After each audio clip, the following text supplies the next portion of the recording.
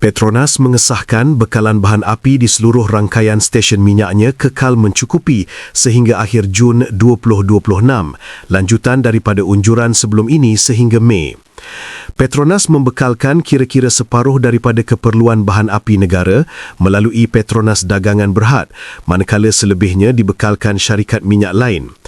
Langkah ini diambil susulan krisis tenaga global akibat konflik di Asia Barat, dengan Petronas terus aktif menguruskan rantaian bekalan. Pada masa sama, syarikat minyak dan gas negara itu turut mengulangi komitmennya dalam memastikan bekalan bahan api yang stabil serta boleh diharapkan untuk semua rakyat negara ini.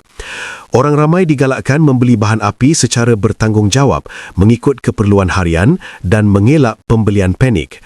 Pada 1 April lalu, Perdana Menteri Datuk Seri Anwar Ibrahim berkata, Petronas sedang membantu kerajaan dalam pembekalan minyak dan gas yang mencukupi sekurang-kurangnya sehingga Mei 2026.